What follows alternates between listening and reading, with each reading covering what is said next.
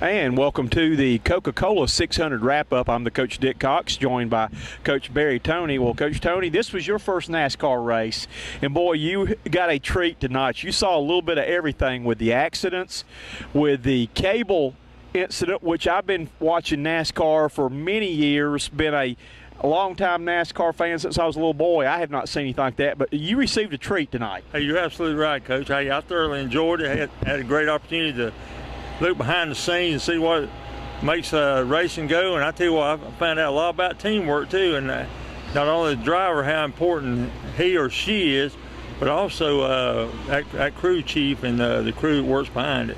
Hey, I've never seen tires changed and gasoline put in an automobile in less than 10 seconds. It takes us that long to get out of the car when we go to do that, though, and they're already out of the pit. So, but again, I've said that NASCAR is the ultimate team sport. I surprised a lot of my kids with that, though. But you can see here firsthand that if a car stays in the pits, 15, 16 seconds, he can lose the race on that, though. The distance he loses on the track can sometimes, if it's the last pit stop of the race, be something he can never catch up. Hey, you're absolutely right there, Coach. I was thinking, too, they started racing, Coach, about 6:20. It went to about 11:30 or so because of a lot of the things that was taking place. And 600 miles, that's a long ways to go, Coach. A long ways to go. 400 laps right here. The race took over 4 hours and about 35 minutes, though. But let's go back to the pre-race. I thought the Charlotte Motor Speedway did a great job with a pre-race ceremony. I liked having Willie Robinson come and actually do the invocation because I'm a Duck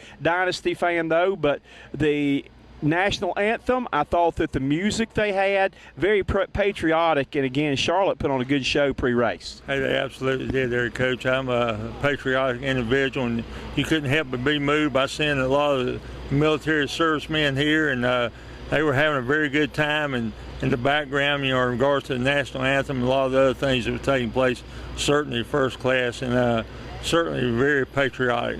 Well, Coach Toney, get started. Coach Toney, tonight's race, I guess, is kind of an indication. We talked about pits, strategy, and like that there, where basically when you stop and look at it, the best car on the track did not win tonight. The dominant car was Casey Kane in the number 5. In pit strategy at the end with less than 10 laps to go, he elects not to pit. All the other cars in the top 5 elect to pit. They have better tires, and again, he gets passed on the restart, does not come up to speed, and then after that, he has to chase the rest of the way. But, one of those cases, if he does come in, then those cars may stay out, and he loses the race then, though. So being the leader at the end was a very bad situation to be in tonight. Hey, you're right there, Coach, but, you and I, we get involved in a lot of other sports, and that's just the way it goes sometimes. You got to make a decision what you feel like is best for your team, and you more or less go with it. Again, a good race tonight. Kevin Harvick was your winner.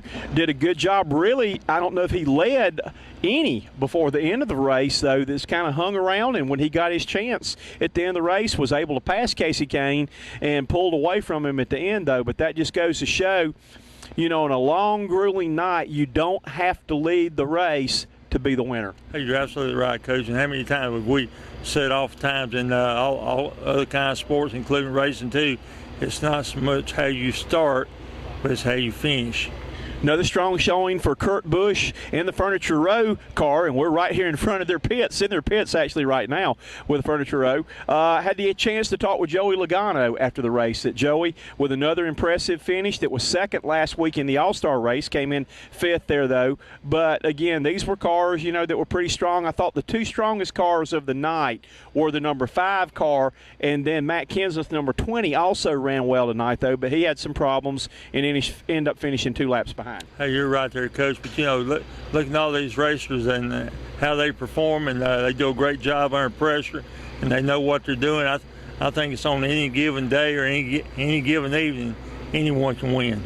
So, again, great race tonight. First experience. We still see fireworks going off all around the track right here. You can hear them in the backgrounds. But, boy, we saw fireworks on the track, too. We saw a tough, hard crash with Jeff Gordon's car that sent stuff flying everywhere. I mean, I've got pieces of the actual wall that I'm bringing home tonight that went flying. With debris from that, though, took him out of the race, though. But, the race the past couple of years has actually been kind of boring with not a lot of cautions, cars running off. But we saw a lot of action tonight, with the wrecks and caution flags. Hey, you're absolutely right there, Coach. And I'm never going to complain about my golf game. Sometimes get interrupted by rain where you have to, start and then stop and so forth and so on.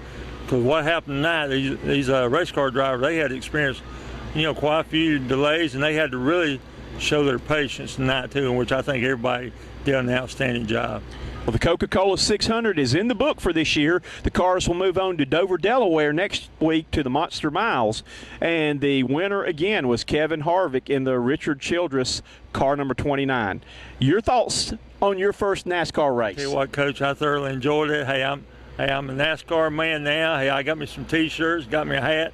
Hey, I'm ready to get involved in some action there, Coach. We got to get you one more thing. We're standing here. You got to get you a couple of lug nuts before we go here. Coach, if you got the lug nuts, you'll be good to go. Coach, I believe it will. And, being a Clemson Tiger fan, I see some orange lug nuts down there. I think I'm going with the Danica Patrick pink ones down here. So let's pick us up a few and be ready to hit the road, literally speaking. Reporting for Cox Sports Broadcasting from the Coca Cola 600, I'm the Coach Dick Cox. He's Barry Toney. Hope you have a safe and wonderful Memorial Day. Good night, everybody. Good night.